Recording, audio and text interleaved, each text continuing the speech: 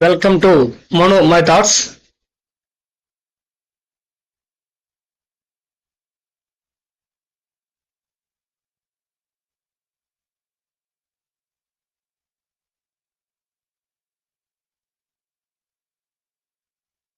మనం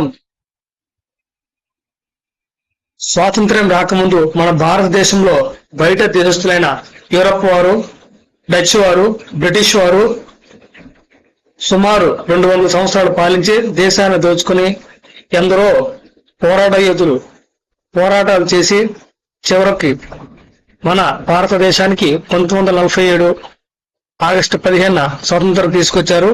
స్వాతంత్రం తీసుకొచ్చిన తర్వాత మన భారతదేశ ప్రజలు ఎవరు కూడా వారికి ఉన్న ఆర్థిక, సామాజిక, వర్గపరమైన భేదాల వల్ల వారి యొక్క స్వేచ్ఛగా బతకడానికి, సమానత్వాన్ని పొందడానికి ఎటువంటి ఇబ్బంది కలగకూడదనే ముఖ్య ఉద్దేశంతో స్వాతంత్ర సమరంలో పాల్గొన్న కొందరు నాయకులు మన భారతదేశ ప్రజల కోసం మన భారత రాజ్యాంగాన్ని రచించారు.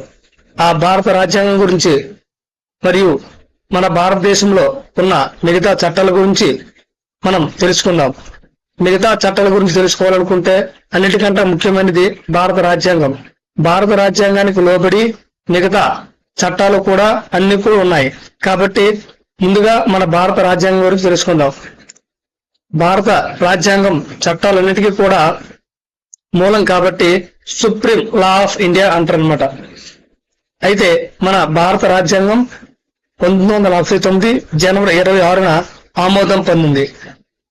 ఆ తరువాత జనవరి 26, 1950లో అమల్లోకి వచ్చింది. మన భారత రాజ్యాంగం తయారు చేసినప్పటికీ 8 షెడ్యూళ్లు, 22 పార్ట్లు, 395 ఆర్టికల్స్ అనేవి ఉన్నాయి. ఆ తరువాత క్రమంలో కొన్ని సవరణలు జరిగి సుమారు 106 సవరణలు జరిగి తరువాత 20 షెడ్యూళ్లు, 470 ఆర్టికల్స్, 12 పార్ట్స్ గా మారింది.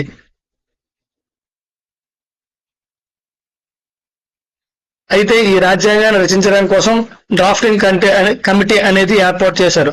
ఆ డ్రాఫ్టింగ్ కమిటీ అనేది ఆగస్టు 29, 1947లో ఏర్పాటు చేశారు. దానికి అధ్యక్షత శ్రీ డాక్టర్ బిఆర్ అంబేద్కర్ గారు వహించారు.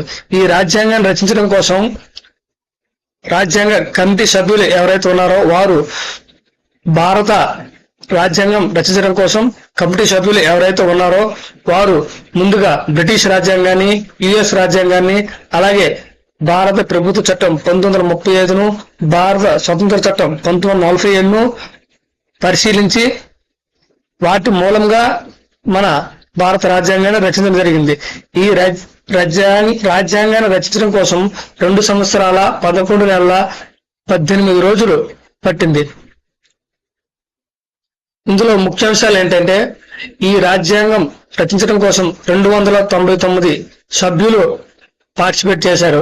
అలాగే ఈ రాజ్యాంగం రచించడం కోసం మన భారత ప్రభుత్వ చట్టము, స్వతంత్ర చట్టము తో పాటు 60 దేశాల యొక్క రాజ్యాంగాలని మన సభ్యులు పరిశీలించి మన రాజ్యాంగాన్ని తయారు చేశారు.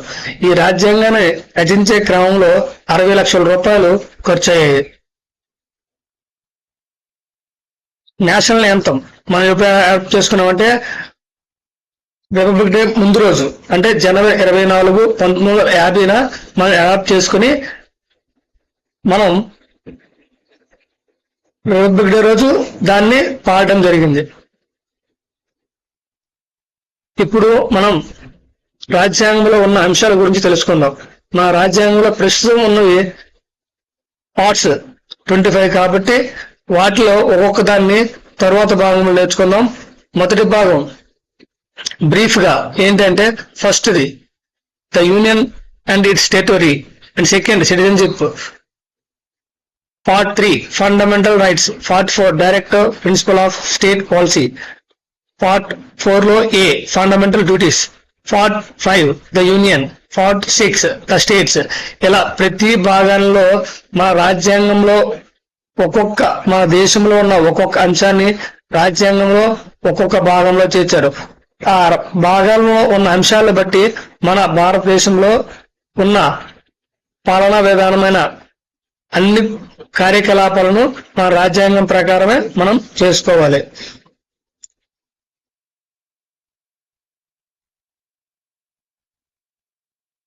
తర్వాత షెడ్యూల్స్.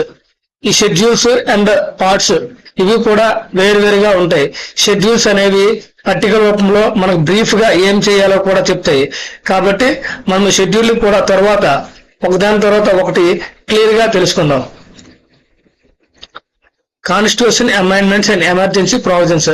మన భారతదేశం ఎమర్జెన్సీ టైంలో ఏం చేయాలి, ఏ ఆర్టికల్స్ ఉపయోగపడతాయంటే ఈ 368 ఆర్టికల్ అనేది పార్లమెంటరీ మెజారిటీ సంబంధించింది ఉపయోగపడుతుంది. అలాగే ఎమర్జెన్సీ ఆర్టికల్స్ నేషనల్ ఎమర్జెన్సీ అంటే దేశ అత్యవసర పరిస్థితిలో ఏదైనా ఉన్నటప్పుడు ఆర్టికల్ 352 ప్రకారము దేశము కార్యకలాపాలను నిర్వహిస్తుంది.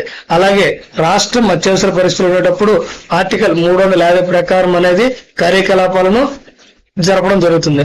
అలాగే దేశం గాని రాష్ట్రం గాని ఆర్థిక పరమైన అత్యవసర పరిస్థితులు ఉన్నప్పుడు 360 ఆర్టికల్ ప్రకారం కార్యకలాపాలు చేయడం జరుగుతుంది.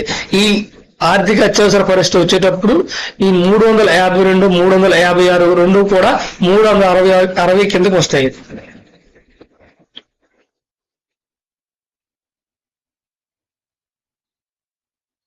అయితే ఇప్పుడు మన కన్క్లూజన్ ఏంటంటే మన రాజ్యాంగం ఏ విధంగా మనకు ఉపయోగపడుతుంది అనేది.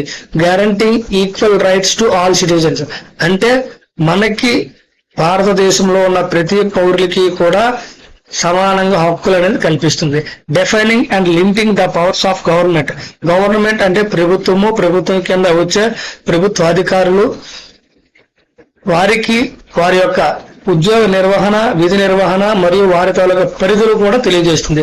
ఎన్షూరింగ్ ద ఇండిపెండెంట్ జ్యుడిషియరీ అంటే మన భారతదేశంలో న్యాయ వ్యవస్థ యొక్క స్వయం ప్రతిపత్తి గురించి ఈ రాజ్యాంగం అనేది తెలియజేస్తుంది.